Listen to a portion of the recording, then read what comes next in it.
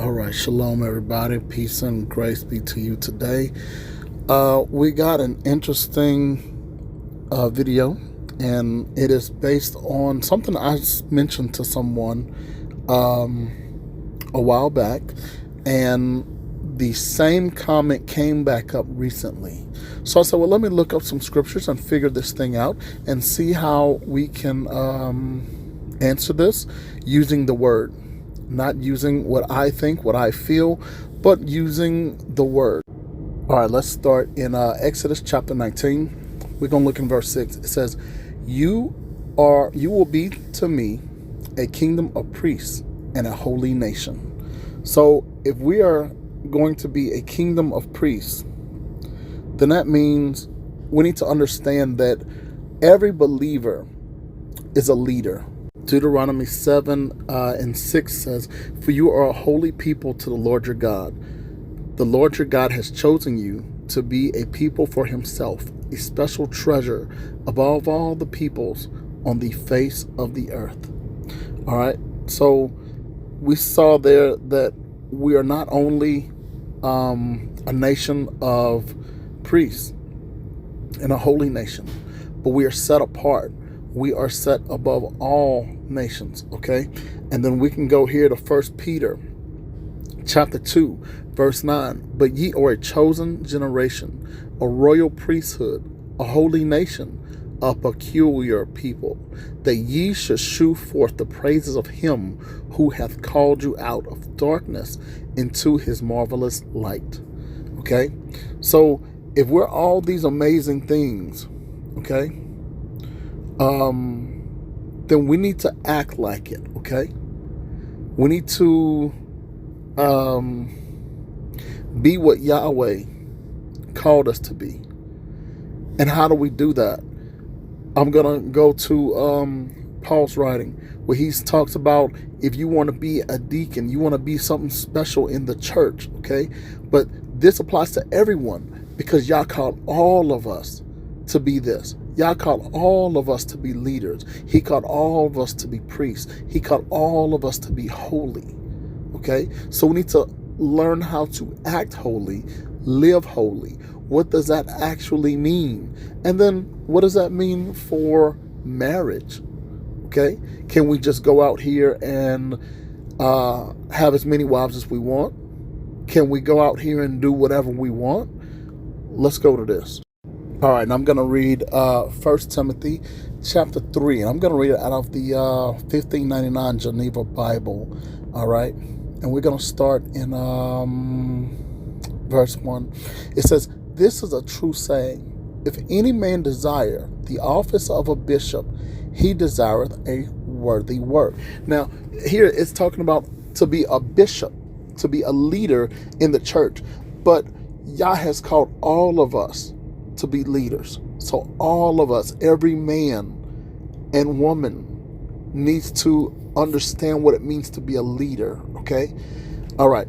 A bishop, therefore, must be unreprovable. All of us must be unreprovable.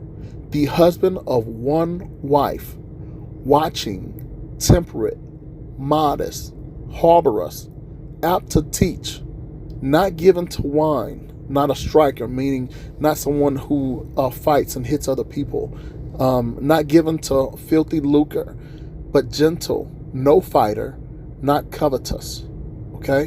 One that can rule his own house honestly, having children under obedience with all honesty. Verse 5, for if any cannot rule his own house, how shall he care for the church of God? Okay? He must not be a young scholar, lest he be puffed up, fall into condemnation of the devil.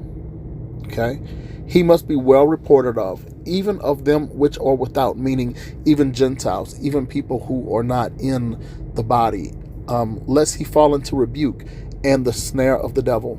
Okay? Likewise, must deacons be grave, not double-tongued. Grave means like be kind of serious.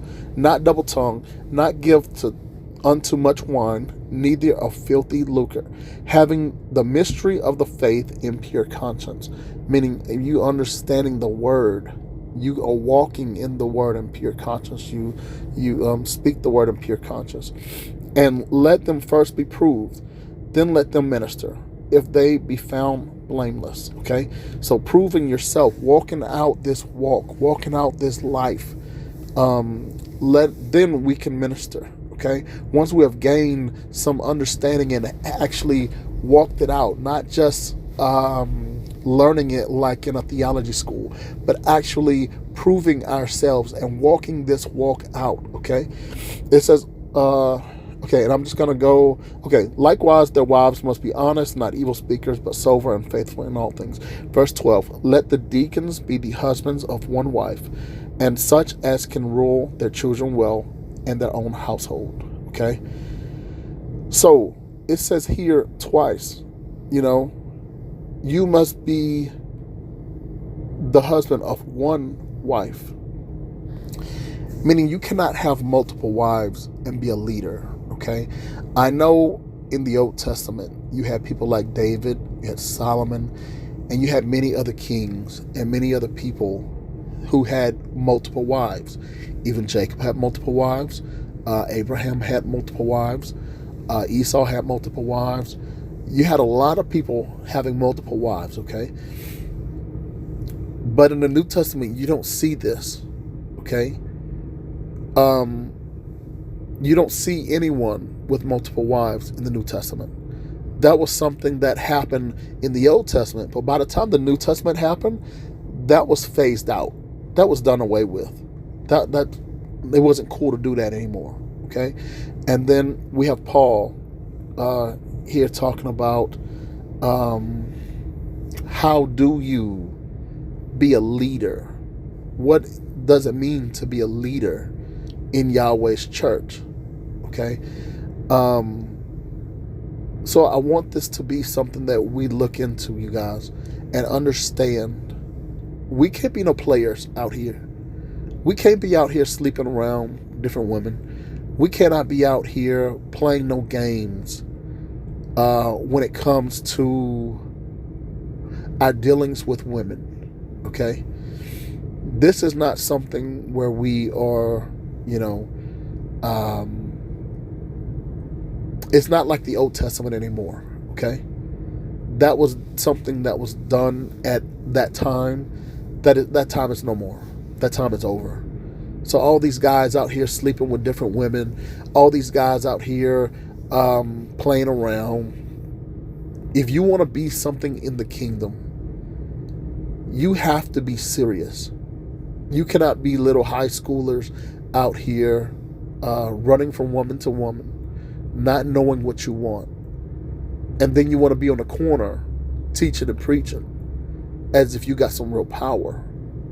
We have to grow up and be men, be sober, okay? On here it said be grave, be someone who is serious, all right? We're not out here playing around, all right? We're definitely not out here to just collect baby mamas and collect women to say we slept with them, to say we got a kid by them. That's not cool, all right? We got to cut that mess out. Find a wife, one wife, done with it. Walk in holiness, in godliness, in fear of Yahweh, okay? We have to be something that other people look at and say, I want to be like them. Don't nobody want to be like no player. Nobody want to be like no pimp. Don't nobody want to be like no dope boy. We're godly people, holy, set apart, ready to do Yah's work.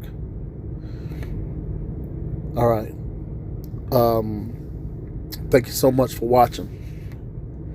We're going to continue to learn what does it mean to be Yah's set apart people. All right. Thank y'all. We'll see you on the next video.